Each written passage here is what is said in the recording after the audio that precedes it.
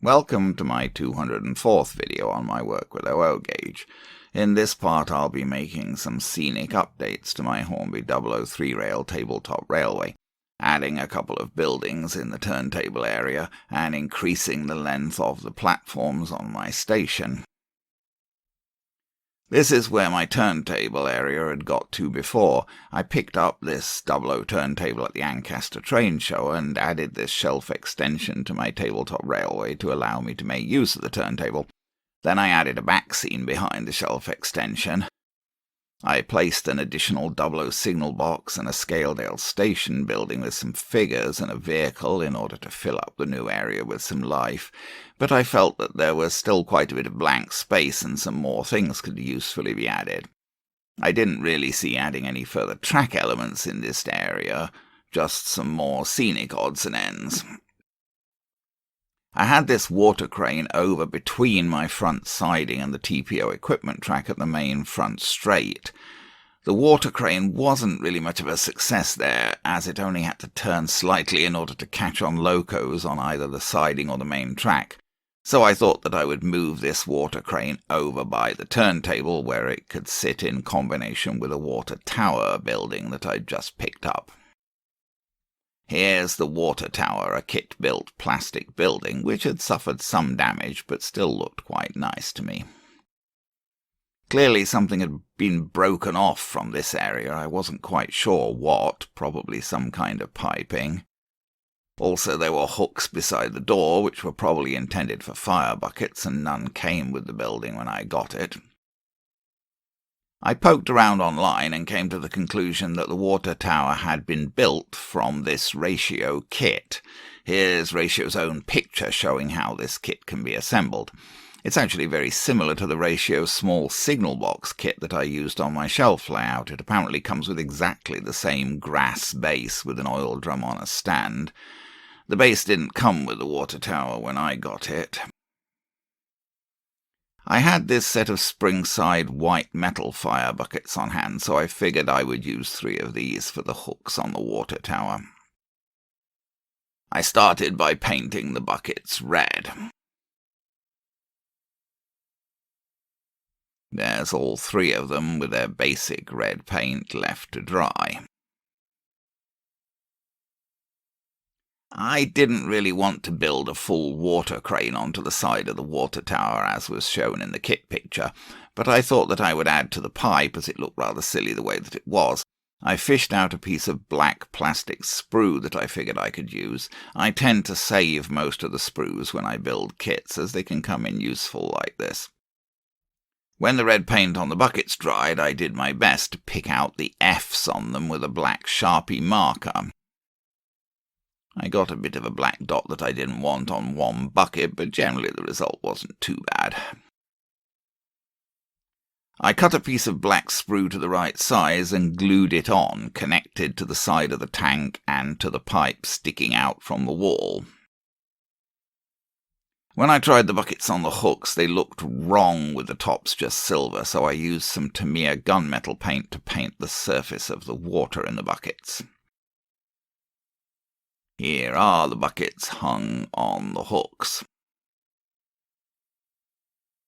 And here's the tower on the bench with fire buckets and vaguely repaired piping.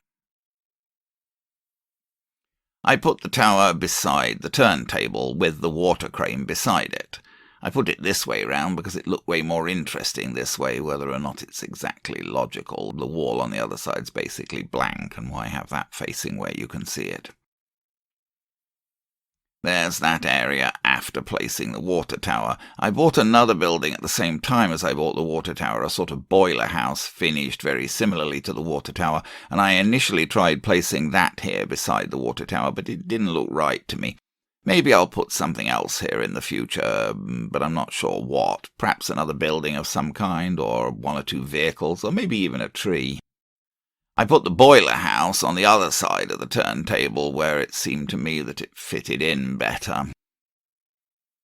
So there's the turntable shelf area after those additions. I picked up 4 Dublo metal platform extensions from British model trains recently. They weren't in the best condition. They'd been on someone's layout and had glue on them, as well as chipped paint and splashes of paint of different colours. I started by getting them into the sink to see how much I could improve them by washing with soap and water. I gave them a good wash and scoured them with a soft pot scourer to remove as much as possible of the glue, etc. Here's my station as it was at the start of this exercise. I took quite a few pictures so as to have a record of how things were. It was pretty clear that there wasn't enough room for me to extend the length of the platforms by the full length of one of the extension pieces, which were 11.5 inches long.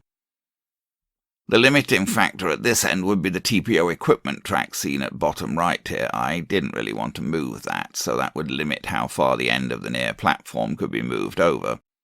The footbridge was off the ends of the platforms. If the platforms were to be extended, I intended to move the footbridge onto the platforms themselves.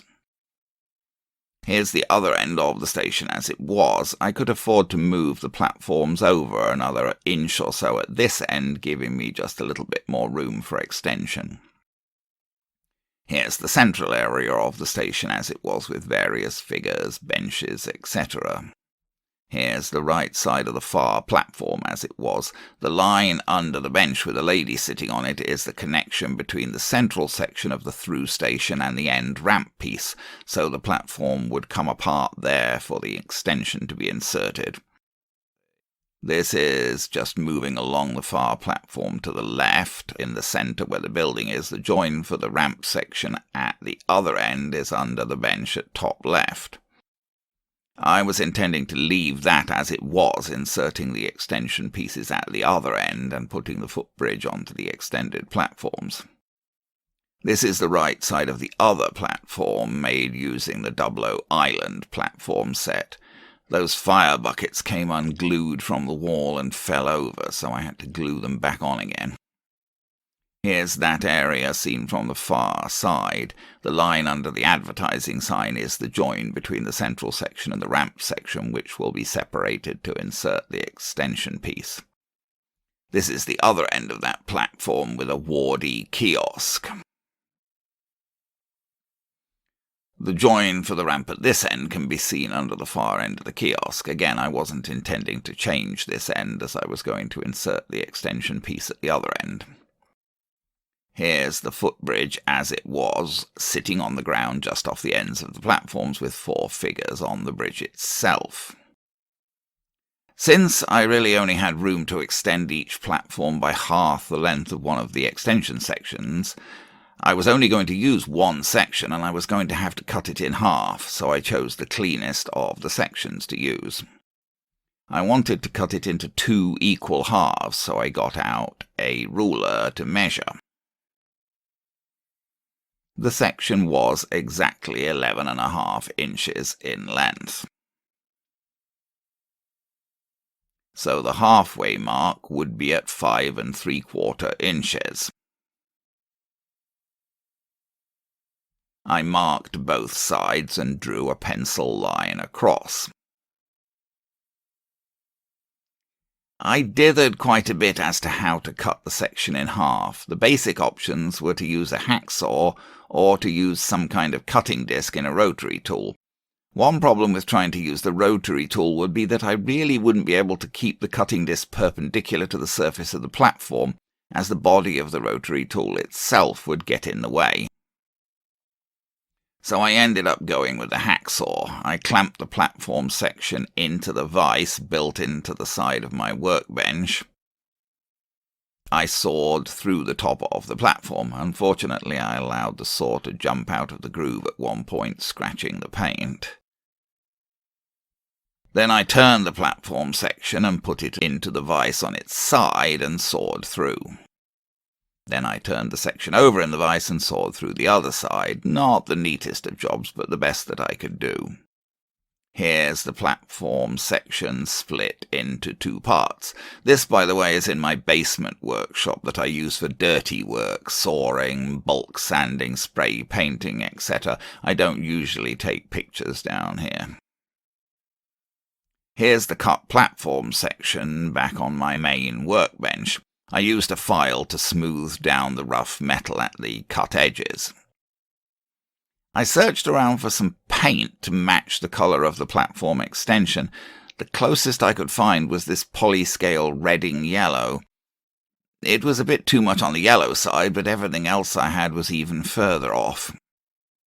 I retouched the areas where I had damaged the paint. The result didn't look too bad from a distance. Back to the station itself. Now I needed to take it apart so that I could add the platform extensions.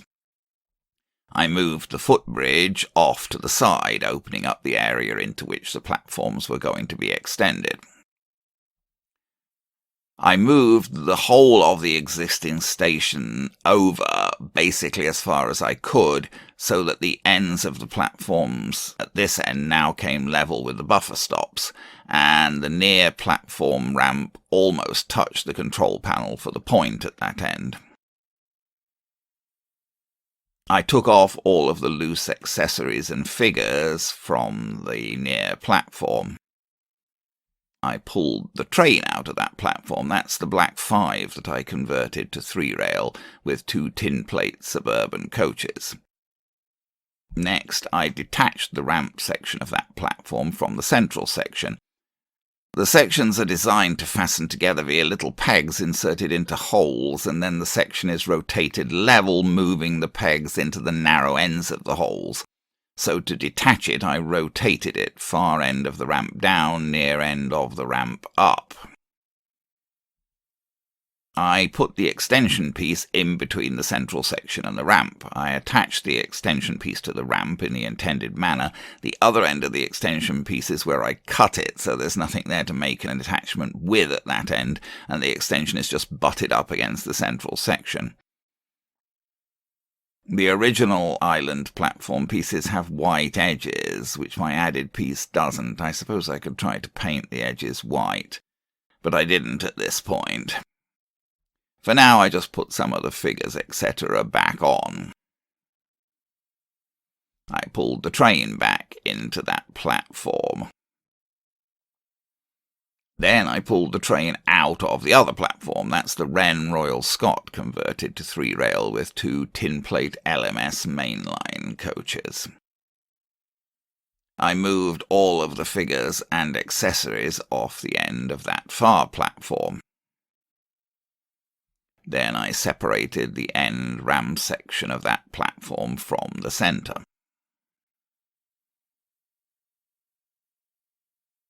When I came to try to attach my extension piece to the ramp of this side, it wouldn't go, as the pins and holes didn't quite match up. I had to do quite a bit of filing of one of the holes in the extension to get it to connect to the ramp properly. I did manage to get the extension to join to the ramp eventually, but now there was the issue that the platforms of the through station had back walls, and none of my extension pieces came with back walls.